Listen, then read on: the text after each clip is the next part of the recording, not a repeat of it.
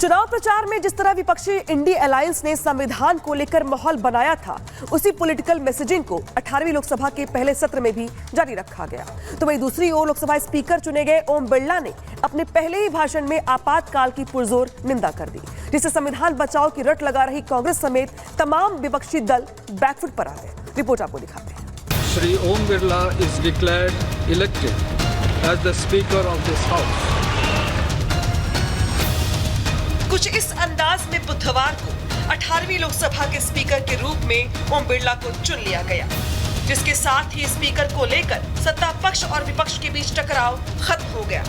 मगर दोनों के बीच पहले से ही जारी संविधान बनाम आपातकाल की जंग को नया मोड़ मिल गया। लगातार दूसरी बार लोकसभा अध्यक्ष की जिम्मेदारी संभाल रहे ओम बिरला के पहले ही भाषण ने इस खींचतान को और हवा दे दी, जिसके बाद एनडीए और इंडी कैंप के बीच संविधान बनाम आपातकाल को लेकर सियासी संग्राम और तीखा हो गया, जिसकी गूंज सदन से लेकर सड़क तक सुनाई देने लगी। संविधान पर घेराबंदी, आपातकाल पर मोर्चाबंदी। इंदिरा राज का आपातकाल, स्पीकर ने याद करवाई दास्तान। आपातकाल पर निंदा प्रस्ताव, विपक्ष का चढ़ाता। चुनाव प्रचार में जिस तरह विपक्षी इंडी अलायंस ने संविधान को लेकर माहौल बनाया था, उसी पॉलिटिकल मैसेजिंग को 18वीं लोकसभा के पहले सत्र में भी जारी रखा गया। जब विपक्षी खेमे के नेताओं ने हाथों में संविधान की प्रति लेकर सांसदी की शपथ ली, लेकिन बुधवार को जैसे ही एनडीए ने लोकसभा अध्यक्ष के चुनाव में बाजी मारी तो मामला पलट गया। ऐसा इसलिए क्योंकि अपना पद संभालते ही स्पीकर ओम बिरला ने अपने पहले ही वक्तव्य में आपातकाल की पुरजोर निंदा की, जिससे संविधान बचाओ का रट लगा रही कांग्रेस समेत इंडी ब्लॉक के कई अन्य दल बैकफुट पर आ गए।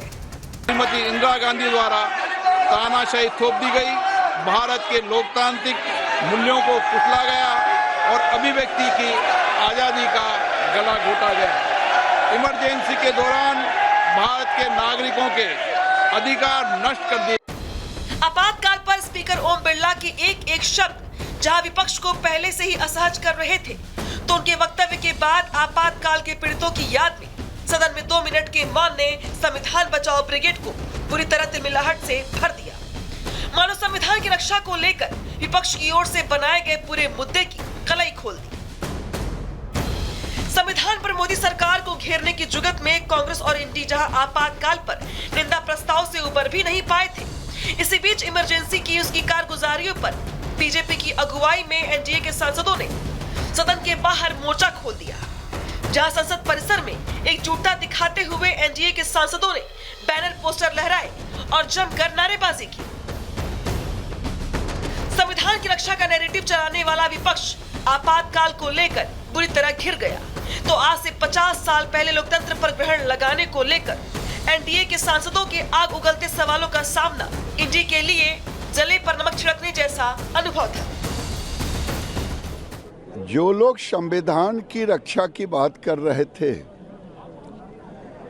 आज इमरजेंसी को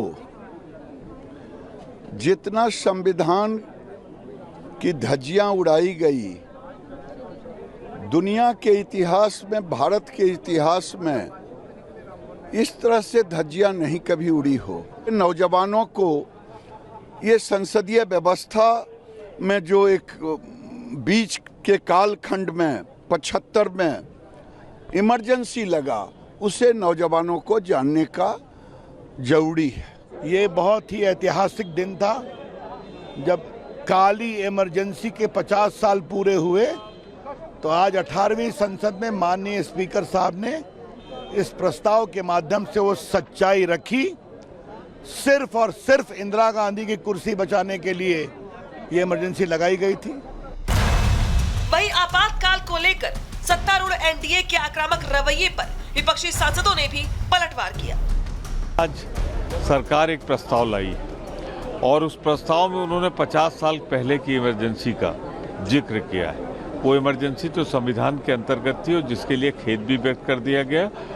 इतने जनादेश उसके बाद आए हैं तो आज जो प्रस्ताव आया है सरकार की तरफ से, मैं उसकी निंदा करता हूं। अगर हम वास्तविकता में जीना चाहते हैं तो आज प्रेजेंट की बात करनी चाहिए कि प्रेजेंट में देश के क्या हालात हैं, क्या हमारे युवाओं के पास रोजगार है, क्या हमारी बिजली और जो महंगाई से जो हमारा किसान और जो हमारे लोग परेशान हैं, क्या महंगाई कम हो रही है। तो भूतकाल की बात ना करते हुए प्रेजेंट की बात करते हुए भविष्य बदलने की अगर बात करें तो अच्छा होगा। कि बीजेपी के पास विकास के लिए कुछ क्यों नहीं है, बीजेपी के पास नीट्स के लिए कुछ क्यों नहीं है, एग्जामिनेशन परीक्षा लीक पर के लिए कुछ क्यों नहीं है, बीजेपी के पास महिलाओं के लिए कुछ क्यों नहीं है, महंगाइयों के लिए कुछ क्यों नहीं।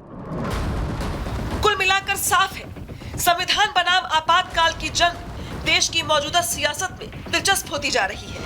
आपातकाल देश के गौरवशाली लोकतांत्रिक इतिहास पर एक ऐसा धब्बा है जिसका कांग्रेस के पास कोई जवाब नहीं है। यही वजह है कि अब संविधान बचाओ की ईटी अलायंस की रट का जवाब एनडीए आपातकाल की याद दिला कर दे रही है, जिससे संदेश साफ है, देश में आपातकाल लगाने वालों को कम से कम संविधान और लोकतांत्रिक मूल्यों पर बोलने का नैतिक अधिकार तो है ही। Bureau report, Republic Bharat.